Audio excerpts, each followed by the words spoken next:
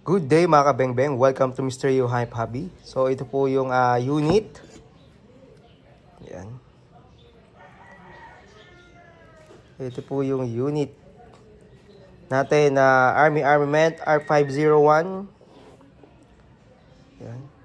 So Coastal Ludus color tan yung kanyang grip. Yan, naka fiber optic front sight. Yung kanyang rear sight ay adjustable na compensator.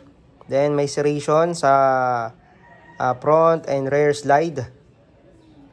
Yan, so gandang ng kanyang grip. Then nakamagwin na din po yan. Ambidextrous safety. Left and right. Yan. Yan, so may mga markings and logos. Yan, pa ba? Yan, so may freebies na mag. Yan, pa-subscribe na rin po yung ating Facebook and YouTube channel, Mr. Yo Hype Hobby and Mr. Yo Hanip TV and Cup. And also meron tayong free sticker na kasama dyan sa ating unit. Yan.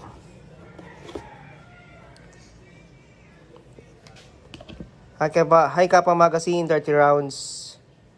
Yan, so ito yung kanyang base pad. So tatanggalin niya para malagyan ng gas. Yan.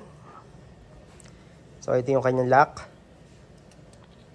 Babalik nyo lang.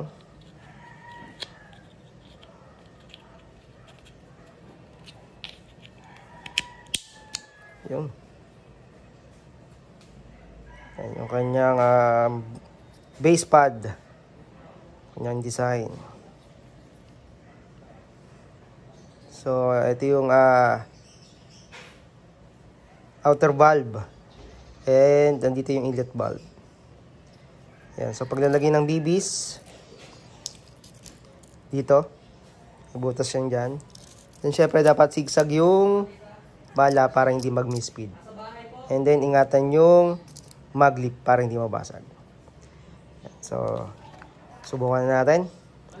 Itong Army Armament R501 Coastal Ludus color tan. Yan. Always trigger finger out, toy only. Pasok si magazine. Clicking sound. Kasa. Release. So, kanyang IPS halos mga nasa 350. Yun po talaga yung mga maximum nun. Yan. So, gamit ko po ay 12 kg. Ilang po ang dapat gamitin para sa mga gantong pistol. Yan. Test fire.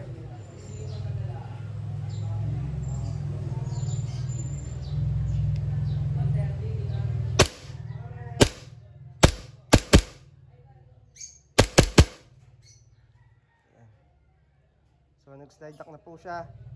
Ibig sabihin, wala na po siyang BBs or bala. No? So, ganyan po siya pag nag-slide lock. Nakalabas po yung kanyang outer barrel. So, napakaganda, napaka-solid at napakalakas. Yan. Sabihin, wala na po siyang bala, nag-slide lock. Siyempre, ang unang gagawin, always release magazine. Yan. Always trigger finger out. Release natin yung mag-release. And release natin yung slide. Ayan. Then, press natin yung trigger. Then, hammer down. Army Armament R501. Thank you.